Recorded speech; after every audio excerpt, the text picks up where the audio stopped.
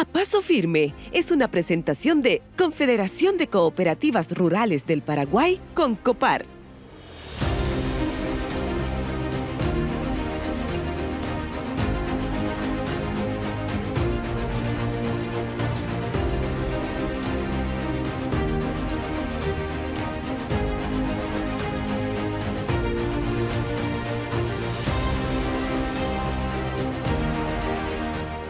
Hola amigas, amigos, bienvenidos al programa A Paso Firme.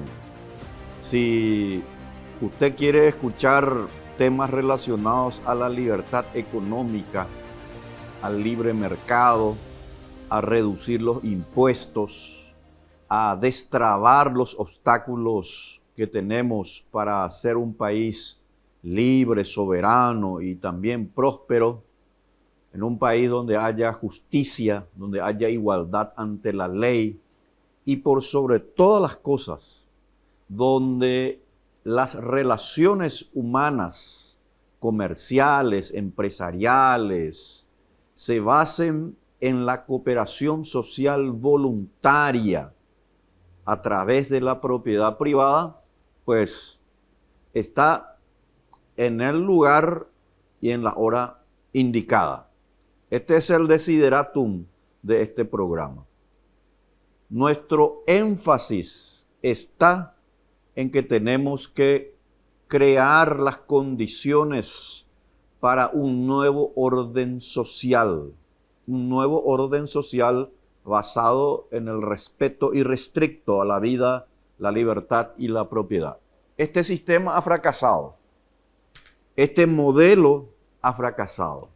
Si bien es cierto, hemos hecho algunos avances que podríamos decir auspiciosos, pero la verdad es que, como yo siempre he dicho, y usted probablemente alguna vez me escuchó, es como un vehículo que tenemos y que tiene caja séptima, caja sexta, caja séptima, y ocurre que nos vamos en segunda y tercera. No funciona para ir por la carretera, por la ruta. Podemos irnos, como de hecho nos estamos yendo, pero estamos desperdiciando mucho combustible. Estamos yéndonos más lento y obviamente dejamos de utilizar esas potencialidades que tiene este país, el Paraguay, y algo muy importante también que quiero que quedemos claro para que obviamente el programa que volvemos nuevamente aquí en el año 2025 ya y reiniciando luego del magnífico 2024 donde mucha gente nos ha escrito, nos ha llamado y lo cual realmente me siento muy congratulado porque este es el primer programa, por cierto, libertario en la televisión paraguaya y no es poca cosa. Y en consecuencia nosotros tenemos que difundir un nuevo orden social. Y este nuevo orden social, económico, de luego, filosófico, político, implica no necesariamente que tengamos que situarnos en Paraguay. En Paraguay lo tenemos que hacer, desde luego, porque podemos ser un ejemplo a nivel regional y a nivel país. Pero realmente el nuevo orden social que necesitamos requiere en primer lugar de una movida estratégica. Requiere que reduzcamos el rol del Estado en las áreas en donde hoy tiene y en las que desde luego no debería ya inmiscuirse. Por ejemplo, yo creo que tenemos que reducir notablemente el área relacionada, por ejemplo, al endeudamiento público. Tenemos que reducir. Y ahí voy a la palabra que quiero que usted sepa bien, señora, señor joven que me está escuchando. Tenemos que reducir y luego hacer desaparecer la influencia estatal en la educación paraguaya. Y no solamente en la educación paraguaya, en realidad estamos hablando de la educación a nivel mundial. Pero nosotros tenemos decisión aquí en nuestro país. Y yo creo sinceramente que hay cientos de jóvenes. No voy a pecar de iluso al decir miles, quizás por ahí también puedan ser, pero me consta sinceramente me consta que hay cientos de personas de todas las edades. Y como este es un país joven, desde luego mucha gente joven especialmente empieza a preguntarse, ¿y por qué no la libertad? ¿Por qué no probamos la libertad? ¿Por qué no probamos la propiedad privada? ¿Por qué no empezamos a deshacernos de la escoria del Estado? Porque en la justicia lo podemos hacer. ¿Por qué necesitamos el sistema de justicia tal como hoy tenemos? Porque sabemos que obviamente no funciona. Y no funciona porque tiene un elemento que obviamente no permite lo que se llama la igualdad ante la ley, la independencia y de luego la honorabilidad y la honestidad de los fiscales y jueces. Habrán algunos, pero muy pocos, ciertamente, no puedo negar, pero son contados con la mano los jueces y fiscales. Ese modelo de justicia puede ser cambiado para que el Estado ya no se inmiscuya en esta cuestión. Por ejemplo, vamos a ir hablando de todos estos temas, o sea, para la sociedad libre hacia ese nuevo orden social que requerimos, pues lógicamente tenemos que ir ofreciendo también las propuestas correspondientes. Pero iniciemos nuestra estrategia desde el punto de vista cultural, desde luego, para ir reduciendo la influencia del Estado. Y para reducir esa nefasta, por cierto, influencia estatal, gubernamental, pues lo que tenemos que es cortarle los víveres al Estado. Y para cortarle los víveres al Estado, es decir, ahí donde se alimenta, porque se alimenta del trabajo, del esfuerzo de la gente, hay que cortar los víveres para que no llegue al Estado. Es como esta planta que tengo aquí. Si nosotros no le regamos, esta planta muere. Y lo mismo pasa con el Estado.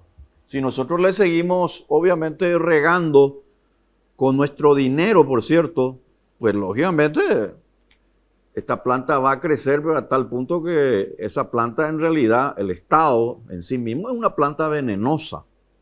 Entonces hay que deshacerse de ella. Ese es el desideratum, ese es el imperativo categórico. Pero para ello tenemos que ir viendo, analizando de luego, y como siempre hacemos en esta primera parte del programa, hablando de nuestros esclarecedores, es decir, de los que de alguna manera van iluminando el camino para tal objetivo.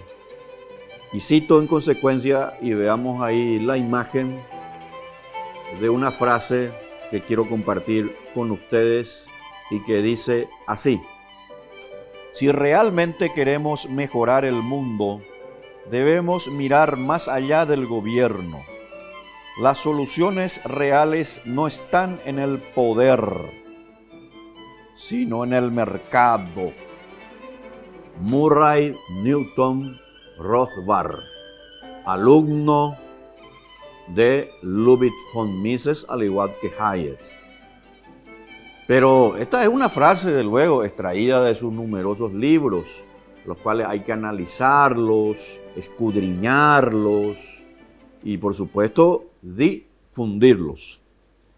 En la siguiente sección vamos a estar con una entrevista con un gran amigo, un gran cultor de las ideas de la libertad, aquí de la ciudad de Corrientes, Argentina, Alberto Medina Méndez.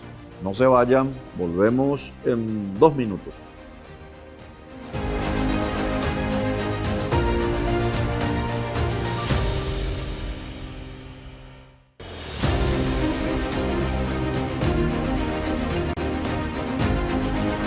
Muy bien, ya estamos en la segunda parte del programa, en la sección de entrevista. Hoy estamos con Alberto Medina Méndez, un cultor de las ideas de la libertad, escritor, periodista, realmente una persona que se destaca por la difusión de las ideas de la libertad, tanto en Argentina como también en medios internacionales, donde nos regala periódicamente sus artículos relacionados precisamente a esa visión que nosotros también consideramos que es la correcta, la de difundir los principios de la vida, la libertad, la propiedad. También es presidente de la Fundación del Club de la Libertad, y algo muy importante que quiero agregar para que no se me escape, digamos, y no se me vaya de la memoria. Yo creo que Alberto Medina Méndez también es una persona que tiene un talento especial para darse cuenta de algunas personas que realmente van a llegar muy lejos. Y estoy hablando nada más y nada menos que de Javier Milei, porque hace 10 años atrás, precisamente ya Alberto Medina Méndez me decía de las características interesantes que ya en ese momento mostraba y exhibía el hoy presidente de la República Argentina. ¿Cómo está, Alberto? Realmente es un gusto compartir contigo y obviamente un saludo desde aquí de Paraguay. Agradecido por tu generosidad, como siempre, Víctor. Gracias por esta invitación, esta posibilidad de conversar y obviamente felicitarte por este ciclo. Exactamente, Alberto. Bueno, yo creo que lo más importante es la batalla cultural, y el Club de la Libertad, de la que sos presidente, está teniendo realmente una actividad periódica que es un ejemplo a nivel regional, incluso a nivel mundial, porque luego de haber hecho los fundamentos, las bases organizativas, que tiene mucho que ver también un poco con las motivaciones que se tienen que llevar a cabo para este tipo de actividades, hoy estamos viendo que son los mismos jóvenes, las personas, y delegando, que es una categoría muchas veces del líder también, estás delegando muchas de las actividades ahí en el Club de la Libertad, y parece que eso se mueve de una manera ya dinámica, sin tener que estar mirando mucho de lo que se está haciendo en esa batalla cultural, insisto, que es fundamental, porque no puede haber batalla política si no hay previamente esa batalla cultural. Nosotros lo entendimos así, Víctor, cuando dimos origen a la Fundación Club de la Libertad, de que la lógica era que era muy difícil que pasara algo en términos políticos si la gente seguía pensando lo mismo, ¿no? Si seguía reclamando presencia del Estado, intervención pública, si votaba presupuestos demasiado dispendiosos, si pensaba que las soluciones venían de la mano siempre de los gobiernos. Decíamos, si hasta que eso no se modifique, nada va a pasar en la política, y bajo esa lógica intentamos llevar adelante esta batalla cultural, un término que vos sabés que es muy controversial, que mucha gente dice que prefiere otra terminología. Es lo de menos, en definitiva es una cuestión más de orden semántico. Lo importante es que la transformación cultural se da en la medida que el debate en la opinión pública gira alrededor de una discusión más razonable, más sensata, y la gente va cambiando viejos paradigmas por nuevos parámetros. Y esto es lo que ha ido pasando en los últimos años, afortunadamente. Nosotros hemos tratado de aportar nuestro granito de arena con una organización que nació en la ciudad de Corrientes, en el norte argentino, y desde ahí hemos convocado a figuras nacionales e internacionales en todo momento. Vos has tenido la oportunidad de participar en varias actividades aquí. Nosotros siempre te agradecemos tu disposición para viajar a nuestra ciudad y venir a dar charlas. Has estado en un montón de oportunidades visitando Corrientes para dar estas charlas, y también lo han hecho un montón de figuras del mundo de la economía, de la filosofía, del derecho, y creo que eso ha sido importante para generar una suerte de cambio cultural al que han aportado muchísimo, sobre todo los grandes comunicadores, ¿no? Siempre es importante e interesante ver cómo los comunicadores sociales aportan mucho, y en Argentina se ha dado este fenómeno con mucha fuerza, este fenómeno tan potente en el que economistas de todo orden aportaron su visión para que este cambio cultural empezara a darse, ¿no? Sin duda alguna, Alberto. Bueno, en una región, y yo diría incluso en un mundo donde el estatismo, las ideas colectivistas van cobrando y han cobrado realmente un alto grado de difusión a través precisamente de esa otra batalla cultural que es la precisamente de los colectivistas, el Foro de San Pablo, el Grupo de Puebla. Yo creo que estamos en un momento histórico donde parece ser que estamos como aflorando y nuevamente disponiendo de nuevos instrumentos a través de esa batalla cultural. Los resultados de Donald Trump, o digamos específicamente de Javier Milei, para no tener que irnos a Donald Trump, porque obviamente podríamos ahí hacer unas críticas dado sus características un tanto proteccionistas, pero hablando precisamente de Javier Milei, por supuesto, yo creo que hay algo muy importante. Esa prédica que se llevó a cabo en Argentina realmente ha sido fructífera y hoy en día está dando resultados. Sí, porque además me parece que lo interesante es que todo esto sucedió en un contexto, ¿no? Mundial y particularmente latinoamericano. No nos olvidemos que venimos del socialismo del siglo XXI, que lo inauguraba, recordás, Hugo Chávez, con un montón de líderes territoriales en buena parte de América Latina, con Lula en Brasil, con Rafael Correa en Ecuador, con Evo Morales en Bolivia, con otros líderes de izquierda, quizás un poco más moderados, pero que también aportaban su mirada en la misma dirección, con José Mujica en Uruguay, con Michelle Bachelet en Chile. Creo que ha habido muchos experimentos en ese sentido y la verdad es que el resultado ha sido muy perjudicial para la sociedad. No hemos progresado en un siglo que nos ha dado un montón de oportunidades en términos del precio de los commodities y de ventajas comparativas que América Latina tuvo la oportunidad de aprovechar y no lo hizo. En ese contexto me parece que quedó muy en evidencia que el socialismo no tiene soluciones de fondo y es por eso que probablemente la gente le esté dando la oportunidad a las ideas de la libertad para girar en esa dirección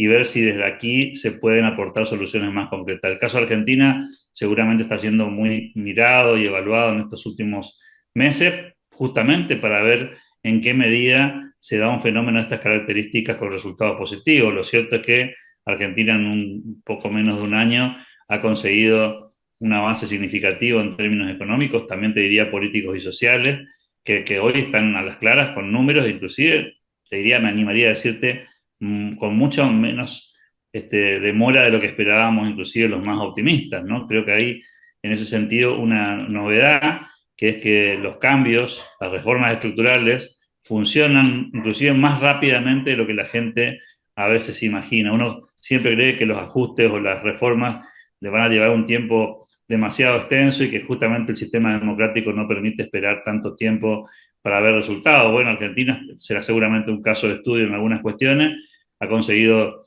disminuir la inflación drásticamente de 25% mensual en diciembre del 2023 a este 2 y pico por ciento con el que se cierra el año en el mes de diciembre. Y esto es un dato incontrastable que creo que me parece que puede ser un poco la punta del iceberg, pero no es el único dato interesante. Creo que la conquista más relevante, siempre lo digo, es la de la batalla cultural, ¿no? La transformación de la visión de la gente sobre el rol del Estado y hasta dónde la responsabilidad de nuestra felicidad la tenemos nosotros mismos y no los gobiernos. Sí, en todo caso los gobiernos tienen la misión de correrse, de dar paso a que la sociedad sea la que construya sus reglas y que en todo caso hay que generar un clima de confianza institucional que permita llevar adelante una vida más ordenada, ¿no? Exacto, ese es un buen punto. A tu criterio, Alberto, lo que está pasando ahora mismo en Argentina es más bien el resultado de una acción política que obviamente está llevando o encabezando el presidente Milei, o también hay que tomar en cuenta esa batalla cultural, porque parecería ser que, y espero ahí me gustaría tu opinión, que sin la participación, digamos, de Javier Milei, probablemente en Argentina nos iba a haber un cambio. O sea, parecería que si ganaba el candidato, ¿cómo se llama? Massa, parecería que no iba a existir ese cambio. Pero parecería que, y ahí me gustaría tu reflexión, se necesita realmente de dirigentes también políticos para hacer estos cambios. O la batalla cultural no está relacionada o no debería estar relacionado muy directamente con las cuestiones del poder político en sí mismo. Siempre hay una combinación de factores, Víctor. Siempre hay una combinación contextual primero, un contexto en el que se dan los cambios que tienen que ver con el final de un ciclo, con que la sociedad no encuentra respuestas en determinados modelos. Eso tiene que existir. Casi todas las revoluciones del mundo han existido bajo estas características, ¿no? El final de un ciclo que no funciona. Por otro lado, un mundo de ideas o un clima de ideas apropiado para que eso ocurra. Otra vez, repaso, las grandes revoluciones del mundo ocurrieron en ese contexto, ¿no? Con un mundo de intelectuales que rodeaban la circunstancia, que ayudaban a construir una mirada de futuro y, por supuesto, con líderes dispuestos a hacerlo. Y este componente, este ingrediente, no es un tema menor. Digo, ha pasado, inclusive en mi país, en muchas ocasiones que se tornaron fines de ciclo muy evidentes y sin embargo no aparecían esos liderazgos que permitieran cambiar la historia, ¿no? A pesar de la voluntad de la sociedad, a pesar de la vocación de cambio, finalmente no sucedía porque era una dirigencia política anticuada, con recetas viejas, con discursos remanidos.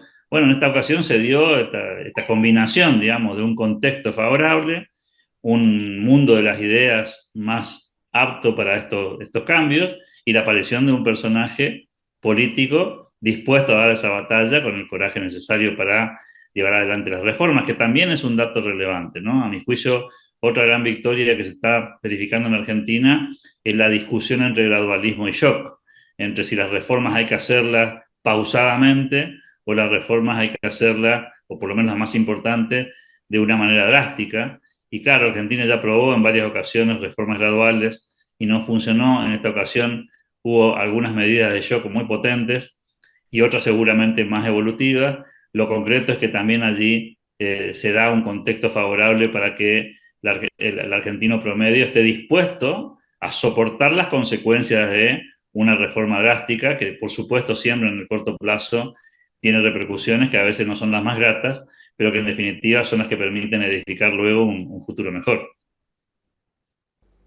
Qué interesante realmente esa reflexión, Alberto, porque el tema de shock y, digamos, medidas graduales siempre están en juego, porque los intereses políticos muchas veces no están dispuestos a hacer medidas de shock porque prefieren nomás ir un poco más lento y parecería que eso ocurrió con Macri, el anterior, el presidente Macri en este caso, que no se animó a hacer esos pasos. Pero hay que ser sinceros, cuando un país ya está en una situación como la que estaba Argentina, o obviamente que ahora está saliendo, se necesitan de esas medidas. Y me recuerda un poco también lo que había pasado luego de la Segunda Guerra Mundial con Konrad Adenauer, que hizo el famoso milagro económico alemán, milagro entre comillas, ¿verdad? El shock a veces es necesario porque caso contrario, los que obviamente difunden ideas tóxicas y prácticas tóxicas o colectivistas te vienen encima y obviamente no te dan ningún respiro. Sí, por eso me parece que también allí va a haber un aprendizaje interesante para tomar, ¿no? La capacidad de la sociedad de absorber un shock con las consecuencias que tiene, porque esta siempre fue la discusión, ¿no? O sea, ¿por qué no, por qué se despreciaba la posibilidad de la medida de shock? Porque las consecuencias de corto plazo eran tan potentes que la sociedad no estaba dispuesta a soportarlo.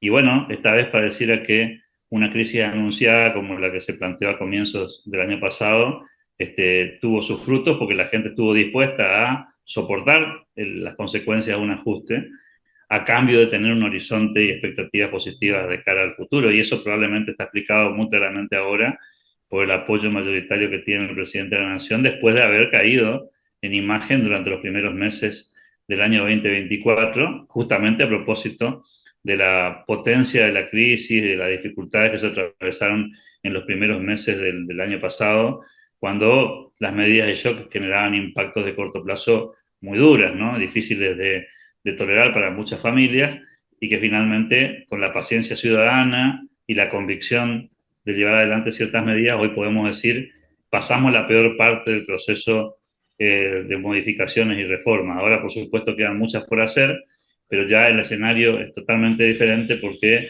tal vez el flagelo más importante con el que estábamos luchando, que es la inflación, no está eliminado, pero sí está de alguna forma encauzado y eso la sociedad lo percibe y por eso ha bajado tanto el nivel de preocupación de la ciudadanía acerca de la inflación, a pesar de tener todavía una inflación alta para el mundo, ¿no? Baja para la Argentina, después de haber estado en 211% anual, que hoy estemos proyectando un 2025 con 20 puntos de inflación anuales, por supuesto, una mejora sustancial, pero claro, sigue siendo una inflación alta para el mundo y todavía hay mucho por hacer para acomodarse a los indicadores que demanda el mundo contemporáneo.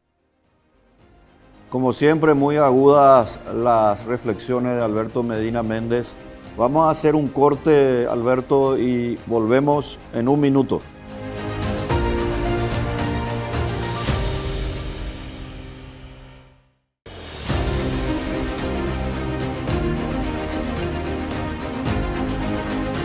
Hay muchos temas para hablar con Alberto Medina Méndez. Él es una persona que conoce mucho sobre la situación argentina, la situación de la región, y obviamente nuestros países necesitan muchas reformas.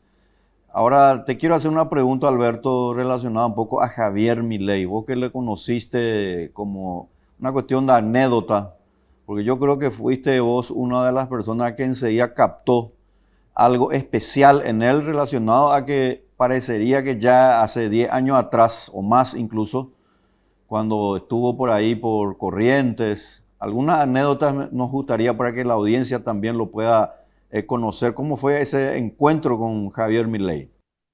A Javier Milei lo conocimos allá por el año 2014, que fue el año en el que nació la Fundación Club de la Libertad. A propósito de un amigo en común que tenemos contigo también, Rodolfo Distel, que es editor de libros, que te ha editado, si no tengo mala memoria, alguna publicación a vos también, y que un día me llama y me dice que tenía una persona para presentarme, un economista que muy inquieto. Circunstancialmente yo estaba en la ciudad de Buenos Aires y nos encontramos entonces allí con Rodolfo y con Javier. Tuvimos una conversación en una confitería, en un bar, y a partir de allí surgió la posibilidad de que vaya a Corrientes a lo que fue nuestro primer Congreso de Economía Regional.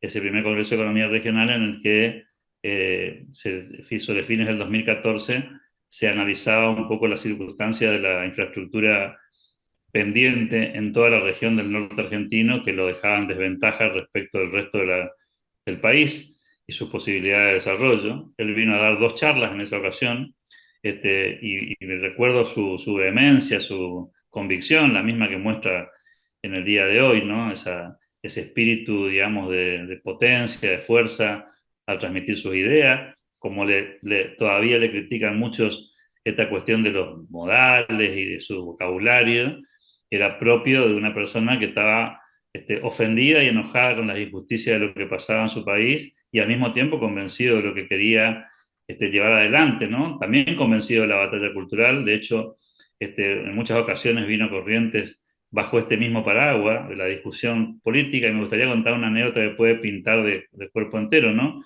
Una llamada telefónica ya con una relación mucho más fluida, una llamada telefónica ya en el 2020, en plena pandemia, después de que Javier visitó Corrientes por lo menos en 7 oportunidades.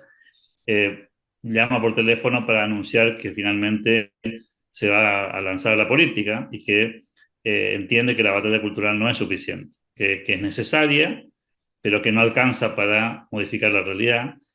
Y tuve el privilegio de recibir esa llamada, como tantos otros amigos, a los que ese día él comunicó anticipadamente lo que al día siguiente iba a surgir en los medios de comunicación, que era la decisión de que un economista que hasta ahí aparecía en ámbitos académicos y en ámbitos televisivos, de pronto se volcara a la política y se animara a la parte más difícil de esto, ¿no? Que una discusión más compleja, con intereses mucho más potentes, con posibilidades de generar, por supuesto, este ruido, y vaya que lo generó, ¿no? En aquel momento, lo cuento como una anécdota divertida, yo le planteaba que íbamos a perder al mejor difusor de las ideas de la libertad y probablemente ganáramos un mal político. Bueno, evidentemente me equivoqué, porque por lo visto la ciudadanía argentina lo valorizó en términos de su aporte como dirigente político, lo eligió diputado nacional en el 2021 y finalmente presidente de la Nación en el 2023, en una carrera que yo creo que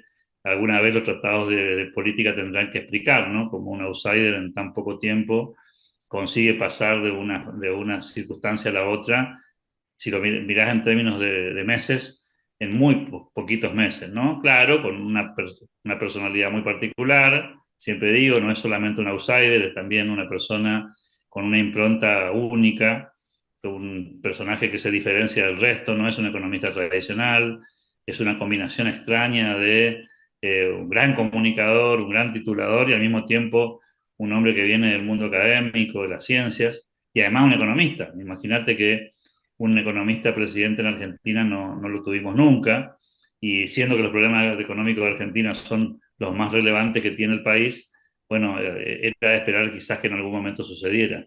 Pero estamos hablando de un personaje auténtico, muchas veces la gente dice si se trata de alguien que falsifica su personalidad o que sobreactúa. Yo diría muy por el contrario, hace un esfuerzo gigantesco para que su personalidad de base, digamos, no le gane la publicidad todo el tiempo, ¿no? Porque él es así, con un carácter potente, comunicando es muy fuerte, tiene un vocabulario también muy particular en privado, el mismo que usaba en público hasta hace poco y que por supuesto ahora, investidura presidencial mediante, trata de moderar un poco más, aunque de vez en cuando, por supuesto, emerge eso que es natural en él.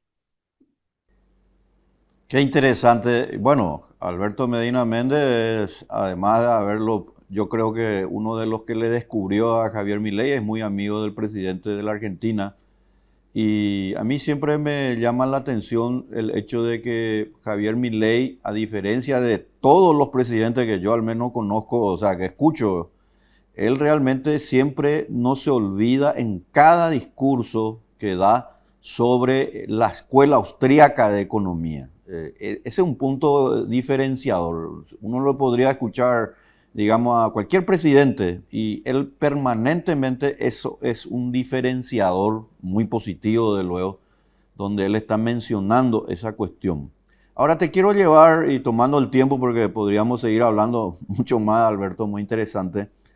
Eh, Escribiste hace poco un artículo relacionado un poco a la cuestión de la provincia de Corrientes, la cuestión del gobernador. ¿Cómo debería ser un político? Creo que hay elecciones, tengo entendido, si podés ilustrarnos, porque obviamente para Paraguay también es muy importante, digamos, esta relación que tenemos con las provincias y los estados del Brasil, tomando en cuenta nuestra proximidad y me gustaría que un poco pudieras hacer una síntesis, porque hablaste de algunos elementos, incluso de orden moral, que muchas veces se dejan de lado en la discusión de la permanente politiquería y obviamente dejamos de lado la auténtica política, por decirlo así.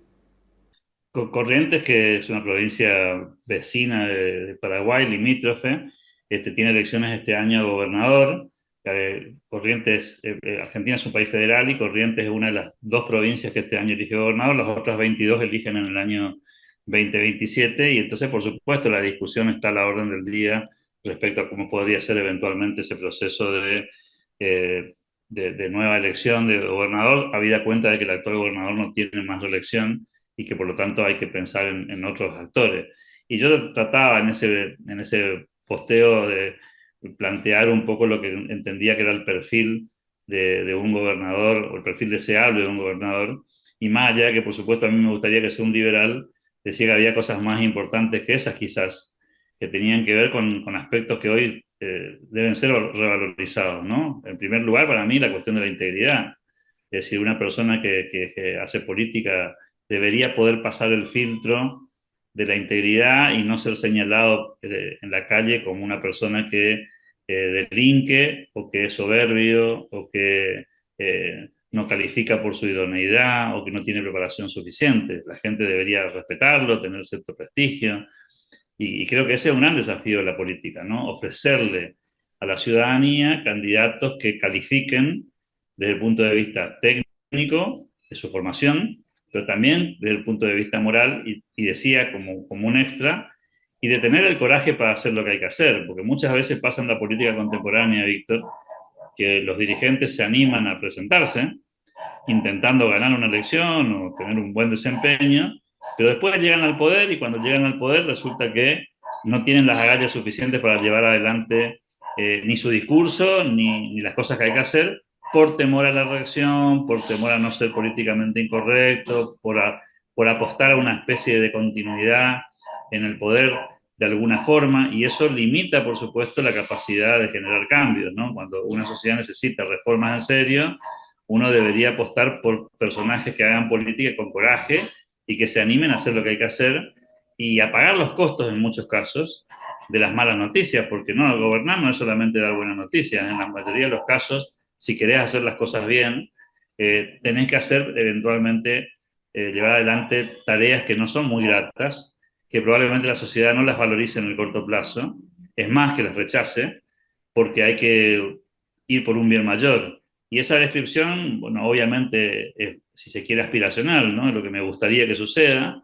Veremos si la sociedad ahora está más dispuesta a elegir este tipo de jugadores o si termina eligiendo lo que tiene siempre más a mano, ¿no? Lo que le ofrece la partidocracia tradicional, que suelen ser personajes que están en las antípodas de la descripción que yo te hice recién.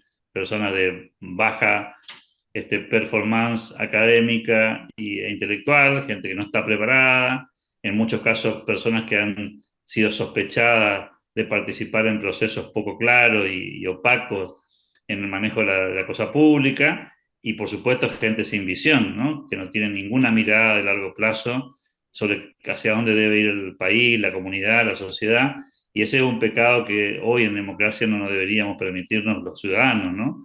Más allá de la oferta electoral, también está la vocación de elegir bien, y esa es una tarea que le toca a la gente, no a la política.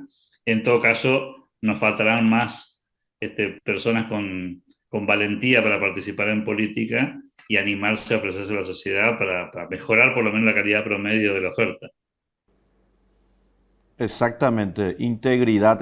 Qué interesante esa mirada que tenés, Alberto, porque la democracia, o sea, el proceso político necesita también de esa variable, ese componente de orden moral, por supuesto, y con ideas correctas.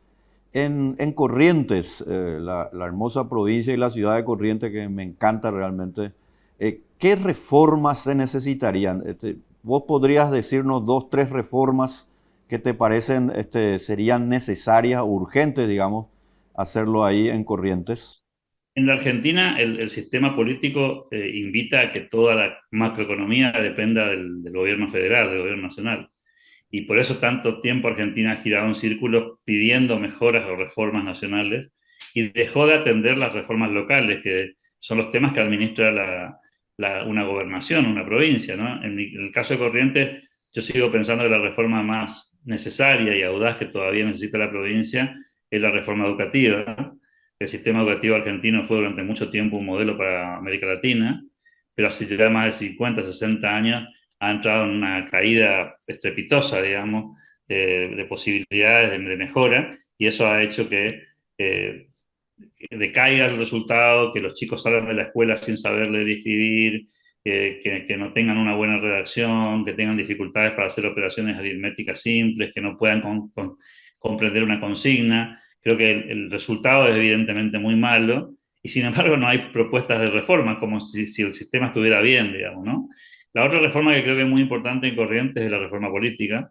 El sistema político está alimentado por un sistema de estímulos y desestímulos que lo que hace es deteriorar la calidad de la política correntina, y creo que ese es un cambio también urgente que hay que hacer si es que se quiere cambiar la calidad institucional y mejorar los procesos. Y probablemente otra reforma que a mi juicio también urge es la que tiene que ver con el sistema de salud, ¿no? Un sistema que ya ha quedado desfigurado, con mucha concentración de servicios en la capital de la provincia, pero con muchas debilidades en el interior provincial, con mucha desigualdad de servicio entre los sectores medios y altos respecto a los sectores más vulnerables, y por lo tanto para hacer un servicio público es bastante malo, digamos, ¿no? Si fuera un servicio privado, esta lógica sería diferente, pero dado que es un servicio estatal, debería tener por lo menos estándares más homogéneos en términos de lo que le ofrece la ciudadanía, y creo que en ese sentido hay mucho para trabajar y mejorar en Corrientes, lo cual otra vez requiere probablemente tocar las vacas sagradas, ¿no? Las famosas vacas sagradas que hay en todas las sociedades, esas joyitas que no se pueden ni siquiera cuestionar, y creo que en el caso de Corrientes la educación, la política y la salud son esas vacas sagradas que nadie se anima a cuestionar, porque por supuesto perfora intereses que están hace muchas décadas instalados y que no tienen ningún interés en que se modifique el statu quo.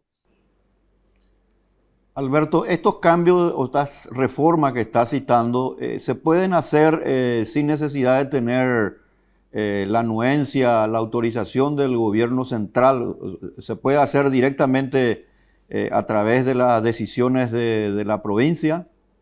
Así es, en un sistema federal como el que tiene Argentina, las provincias tienen mucha autonomía para tomar decisiones, sobre todo en estas cuestiones que administran por sí mismas. La educación está en manos de la provincia, la seguridad, la salud, el sistema político, todo lo que esté intraprovincia se puede trabajar sin autorizaciones nacionales porque lo único que hace la nación en estos temas es dar un marco general conceptual muy genérico y en ese sentido tiene poca intromisión sobre el funcionamiento operativo, digamos, del sistema escolar, del sistema de salud, del sistema político. Y creo que por eso también en la Argentina, lamentablemente, las provincias nunca hicieron grandes reformas, esperando que Nación resuelva algo en una especie de vocación unitaria, inexplicable en Argentina por su tradición, por cómo se conformó el país, por cómo nació, como esa unión de provincias que se reunieron a través de una confederación y una constitución nacional.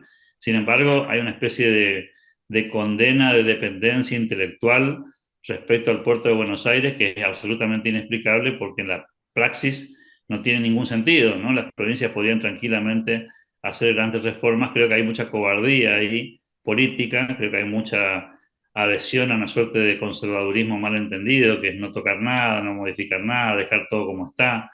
Y esa inercia, lamentablemente, en estos últimos 40 y pico años de democracia, desde que se restituyó la democracia en los últimos años en Argentina, ha sido cíclicamente negativa y no ha permitido hacer grandes avances, sino simplemente una especie de repetición de fórmulas ya conocidas.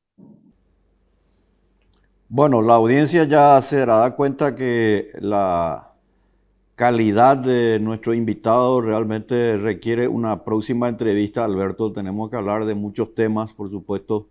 Yo estoy muy agradecido por tu presencia. Yo creo que el programa Paso Firme realmente se realza con tus notables y muy agudas interpretaciones de la realidad desde la óptica, por supuesto, del sentido común, diríamos, y obviamente de la propia idea de la libertad. Muchas gracias, Alberto.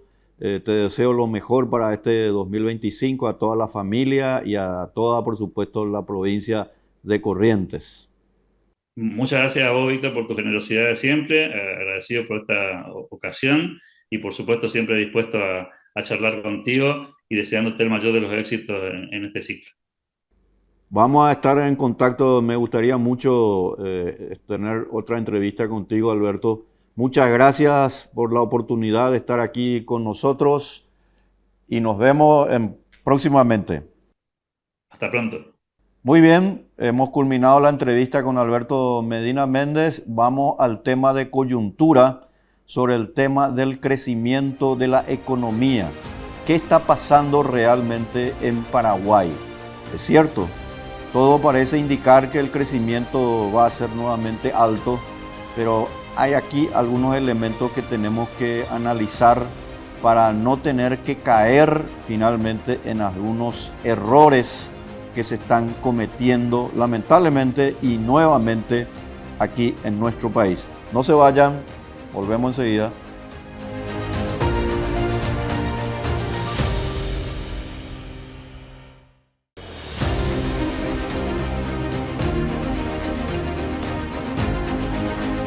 El Producto Interno Bruto, el PIB, es la unidad monetaria por el cual se establece la capacidad de creación de más bienes y servicios en un determinado país.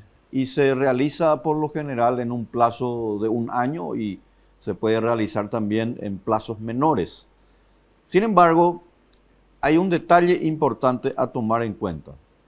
En realidad, el Producto Interno Bruto en sí como medida es una forma precisamente de establecer esa cuantía en la elevación, digamos, de la riqueza de un país. No es la única forma, porque en el Producto Interno Bruto también guarda relación con la presencia de lo que se llama el consumo del Estado. O sea, es una medida interesante, pero que en realidad debe estar reflejada, y acá viene la cuestión central del crecimiento de la economía. El crecimiento de la economía, cuando realmente existe, se nota en el bolsillo de la gente. Esa es la realidad. O sea, Milton Friedman decía una frase que así a mí siempre me gustó. Él decía que la gente vota con los pies. ¿Qué quiere decir eso? Que la gente se va a ir a un lugar donde sabe que de alguna manera va a estar mejor, se traslada a un lugar. ¿Por qué la gente se va a Estados Unidos? ¿Por qué la gente todavía quiere irse muchas veces a España? Y porque mucha gente podría, y este es un detalle a tomar en cuenta, ¿por qué podríamos tener un escenario donde muchos de nuestros jóvenes, por ejemplo, puedan irse a la Argentina, cuando Argentina por ahí dentro de 2 o 3 años empieza realmente a tener signos muy fuertes de una vigorosa economía? En el Paraguay, y esto es muy importante, hemos hecho avances muy interesantes.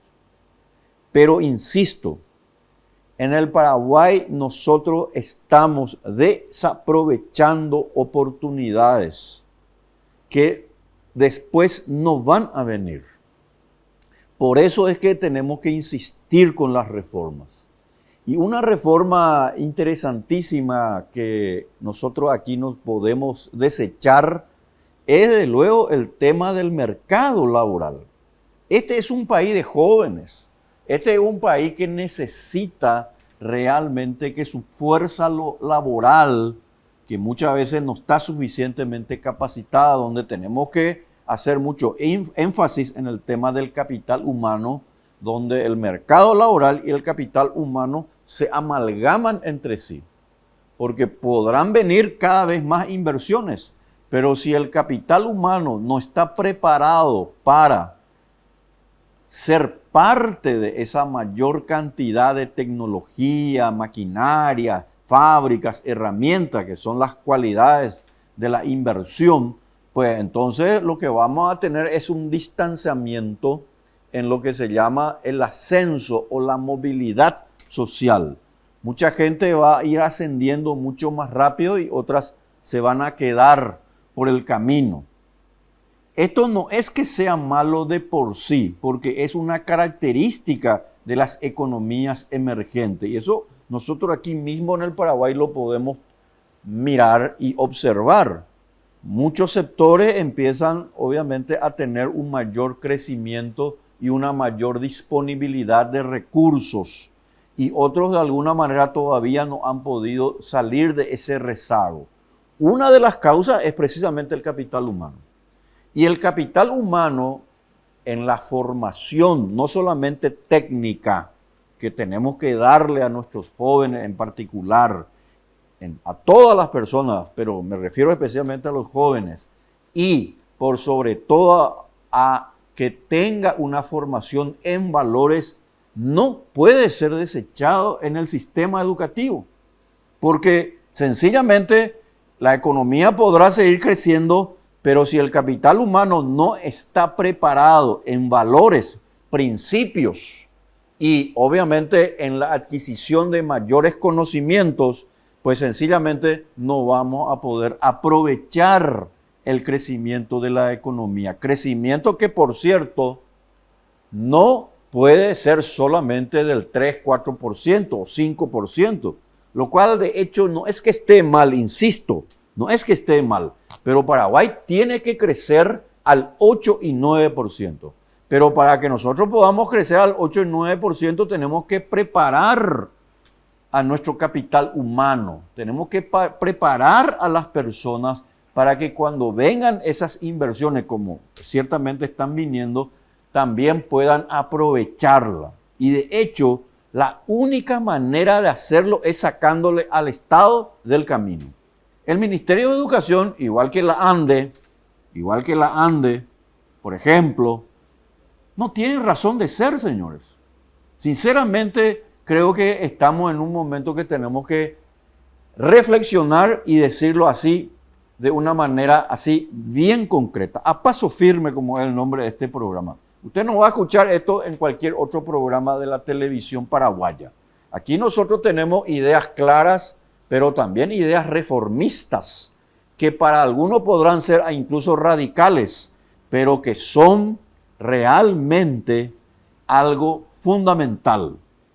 Es la base para cambiar esta situación, porque la gente lo que desea es que en su bolsillo haya dinero con poder adquisitivo.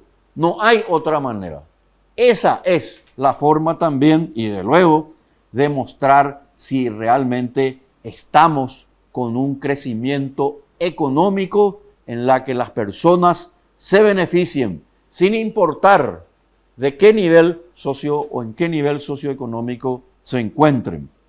Y para ello no hay otro camino, más que la libertad, la propiedad privada y ir dejando los resabios de un estatismo que cada vez más realmente nos lleva a una situación que nadie quiere. No desaprovechamos lo que tenemos. Lo podemos hacer, pero necesitamos ideas claras y para eso está este programa. Muchas gracias. Nos vemos la próxima semana.